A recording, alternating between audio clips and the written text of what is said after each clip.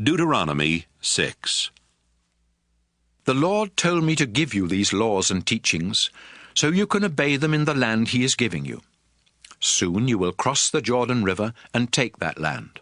And if you and your descendants want to live a long time, you must always worship the Lord and obey his laws. Pay attention, Israel. Our ancestors worshipped the Lord, and he promised to give us this land that is rich with milk and honey. Be careful to obey him, and you will become a successful and powerful nation. Listen, Israel. The Lord our God is the only true God. So love the Lord your God with all your heart, soul, and strength. Memorize his laws and tell them to your children over and over again. Talk about them all the time, whether you're at home or walking along the road or going to bed at night or getting up in the morning. Write down copies and tie them to your wrists and foreheads to help you obey them.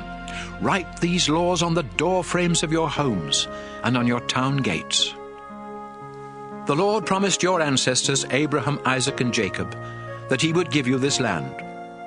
Now he will take you there and give you large towns with good buildings that you didn't build, and houses full of good things that you didn't put there. The Lord will give you wells that you didn't have to dig, and vineyards and olive orchards that you didn't have to plant. But when you have eaten so much that you can't eat any more, don't forget it was the Lord who set you free from slavery and brought you out of Egypt. Worship and obey the Lord your God with fear and trembling, and promise that you will be loyal to him. Don't have anything to do with gods that are worshipped by the nations around you. If you worship other gods, the Lord will be furious and wipe you off the face of the earth. The Lord your God is with you, so don't try to make him prove that he can help you, as you did at Massah.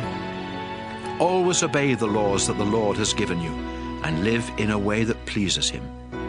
Then you will be able to go in and take this good land from your enemies, just as he promised your ancestors.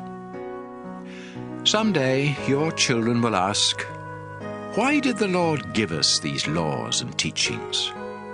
Then you will answer, "We were slaves of the king of Egypt, but the Lord used his great power and set us free. We saw him perform miracles and make horrible things happen to the king, his officials, and everyone else. The Lord rescued us from Egypt so he could bring us into this land, as he had promised our ancestors.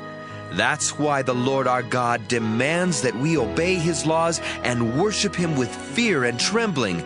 And if we do, he will protect us and help us be successful."